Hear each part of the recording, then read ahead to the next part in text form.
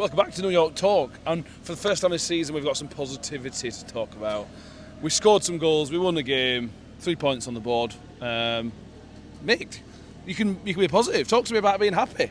I don't know, it's unusual. I don't recognise this feeling coming out of a football ground. Excellent game, excellent performance. Where's that been all season? But let's not concentrate on that. It was an excellent performance from everybody. You know, I can't pick out anybody that had a particularly bad game. I thought tactically we got it right today. The long ball was few and far between. We played some really good football, and I think in reality it should probably have been a 1-0 victory. Yeah. When you work it through, but we deserved the win. I think we deserve the win. And when the manager comes out and talks about dominance of games, then if he says it today, then he's absolutely right.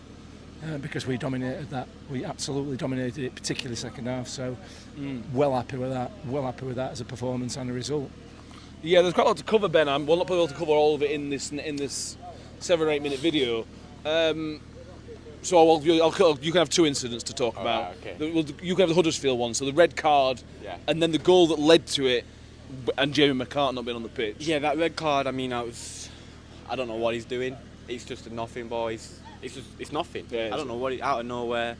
Don't know if he's angry about losing the ball 5 seconds prior or whatever, one of them kind of things. But it's one of the stupidest things I've ever seen in my life. Easy red card, easy decision, and then you give me the one where we're not sure on the rules, so you're gonna set. So I give you the rules. Well, what we know are the rules is when the opposing player gets booked or sent off or gets a card, you don't have to go off. Yeah.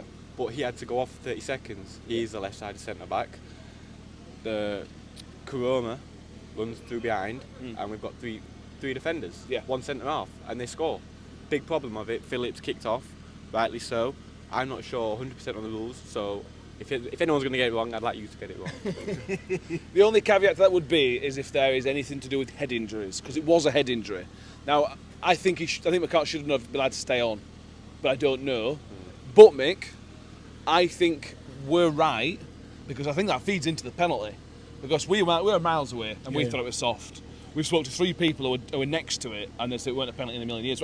So I think the referees made up for the McCart issue by giving us a very soft penalty. You could argue that, yeah. I think he's not had a great game, the ref, today. No. He's not had a great game, he's missed quite a lot. I felt in the first half we suffered for his decisions. In the second half, Huddersfield definitely suffered as a result, which is why I said realistically it's a 1-0 game. I'm not convinced. I'm not seeing the penalty. It didn't look like one from our distance, and as you said, people sitting close were saying it probably was soft. And Jamie McCart should have been on the pitch, and that even the build up to that goal would never have happened. You know, Christ Tahi was at the back there. The ball bounced really awkwardly for him. He tried to get the header in. It was short. Maybe the other defender with him, I can't remember who it was, sold him short as well by not coming to collect that. But that wouldn't have happened had Jamie McCart been on the pitch. So, you know, for me, those first 2 goals, you can cancel them out realistically through bad decisions. Seem to be, yeah. Not used to celebrating a win, are you? I'm not used to celebrating, no. And I like it. Yes. Goals, Ben. Goals. Talk to me about Johnson Clark-Harris and that. I don't know, cannon of a left foot. I mean, he didn't have a great game to me, so I don't think Clark-Harris. But if we're going to take a penalty, you give it Mr. Clark-Harris every day. Yeah, we were joking about who's give it Clark-Harris, and probably Clark-Harris is give it Clark-Harris. He had a conversation with himself, hasn't he? Yeah, he's had a conversation with Captain. So, Captain, can I take the penalty? Yes, Captain, you can take the penalty. It's kind of like that, I think. Yeah, I mean, even if it goes right way, do you want to go the right way? Because that's going to work. That is going to work. But yeah, what a penalty. We're either going in Rose Head or breaking ball, popping ball. I remember he popped the ball for us. Away at Leeds, just a freak, mate. If I had them legs, I'd be on every penalty and every free kick. Yeah, he would. Well, he scored, and that's good for Clark-Harris. It's good for a striker, any striker, to get off the mark. Then we come to Malik Wilkes, Mick. So he's rubbish, he's garbage, he's not fit, this, that and the other. What we need to do, and this is a collective, as not just Rotherham fans, we need to stop listening to Sheffield Wednesday fans. Because Malik Wilkes, every game he's played, has been really, really good. And he's man of the match today. Ignore the goal, we had this conversation before he scored. He was brilliant today, and he so deserved that goal. all we need to do is know who you listen to, and everybody who doesn't go down to that place knows that whatever it comes out of there, do the opposite and you'll be about right. He was man of the match. Prior to the goal, he was man of the match by a country mile. He was excellent today. Hopefully that continues, because we know there is a player in there, we know that he's a very capable player from his history, and hopefully he's over these kind of off the field problems a little bit, and he can find a home here, because he's been excellent and he deserved that goal. He took it really, really well, and he created a lot. He actually created a lot today, and again, we'll talk about this on the podcast, but the chances that we had today were created chances through playing good football and decent, patient build-up, rather than just lumping it. And that's been a massive, massive difference, and it's great to see, and long may that continue. Yeah, we'll finish off, Ben, by, again, we've been negative because we had to be negative. We didn't really want to be negative, but today we were the better team. Now, I'm choosing to say that's more us than them, because I don't think Huddersfield were very good. But if that's a sign of things to come, there is a season to be had under this team, because Huddersfield are a good team. They've got some really, really good players. And yeah, they might have been off it today.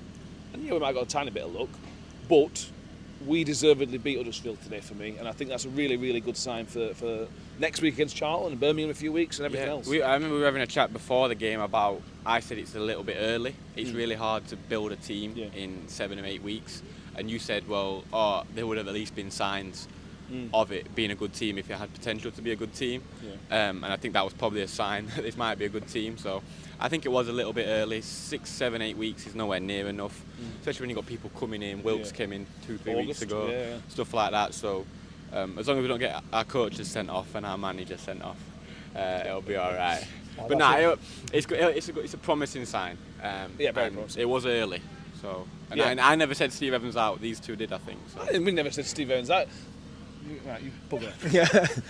Nick, I'll let you finish on a positive note, because again, I feel like a weight's lifted on our shoulder. We can talk and be happy. Just kind of sum up the game. We'll do a full show tomorrow, because we need to talk about the incidents in a bit more detail. But I feel happier. I know yesterday was bad with the deadline day, but I feel like there's Thompson keeps saying on the podcast there's no hope, and I think Tom will see now that there is hope and there is positivity, because that was something I can hold on to. Yeah, well, without a doubt, it's something that we can build on. You know, it wasn't the best performance we've ever seen. Obviously, there's a lot of work still to be done, but that is the first game this season out of all the league and cup games where there's been any sign of an actual team in there, and there was some proper good, really, really good signs coming out of that game. So we've got to build on it. It's essential that we build on it, and we've got an away game next, which has been a problem. So, you know, if we can build on it next week on that performance, then I'm starting to look upwards rather than downwards in terms of mood rather than league position. Well, league position. We'll leave it there. Thank you all. Make sure you've subscribed on YouTube if you haven't already. Give the video a like as well. The instant reaction back in 2 weeks' time. I think it's Burton, the next home game, which is never easy. But yeah, thank you all for watching, and we'll see you all next time. And as always, up the Millers.